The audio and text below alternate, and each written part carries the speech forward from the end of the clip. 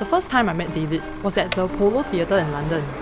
I remember thinking, oh, he's a lot shorter than I thought. Everyone in the musical he was performing in was on roller skates. And I guess, when you're looking up at the stage, everyone just looks so much taller. My friend brought us backstage to meet him. He definitely had a stage face. Blue eyes, fair hair, chiseled features. I thought he was really cute. But I didn't make a fuss over him like all my friends did. I think because of that, he noticed me. He actually asked my friend, "Who's that girl at the back?" Honestly, I thought David was gay. So I was very surprised when one day, he called me up. We didn't do anything very interesting. We just went to the supermarket, did his laundry. He cooked dinner for us at his place, and we watched TV together. We were just enjoying this thrill, this excitement of having someone so different in our lives. A few weeks after we met, David told me he was actually bisexual. We got into an open relationship and he would continue to have on and off boyfriends. He'd always tell me about his flings with other men. And I know most women would never settle for it, but it never really bothered me. Truth is, I actually felt luckier than the guys who fell for him, because when David was with me, he wasn't with any other woman. We got married about 4 years after we first met.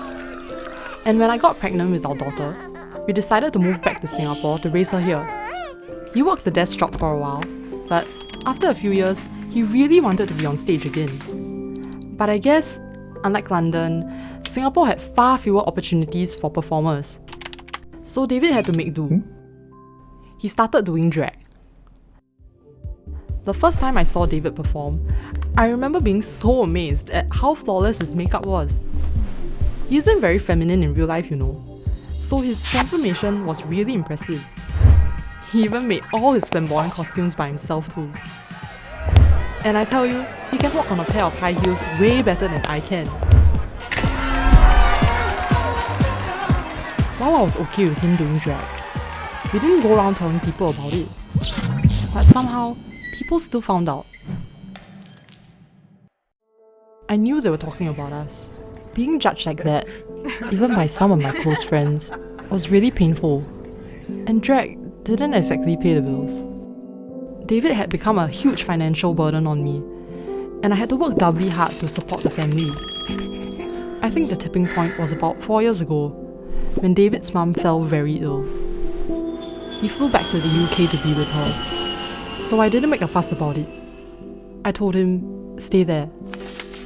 It made sense. And eventually, I reached a point where I was okay with him not coming back.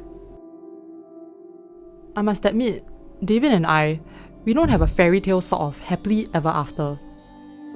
But I wouldn't trade my love story for any other. For many Singaporeans, there's a formula for love. Find someone with a degree, who comes from a respectable family, has a stable job. Marry them, have a few kids, check, check, check. I've seen so many of my friends, unhappy with their lives, disappointed by the chances they never took, regretting the things they never explored because their friends or family didn't approve. I remember growing up, my mother's favourite phrase was, "What would the neighbours think? What would the relatives think?" My reply back then is the same as it is today. I don't care what they think. It was never an in spite of. That I wish my husband wasn't bisexual.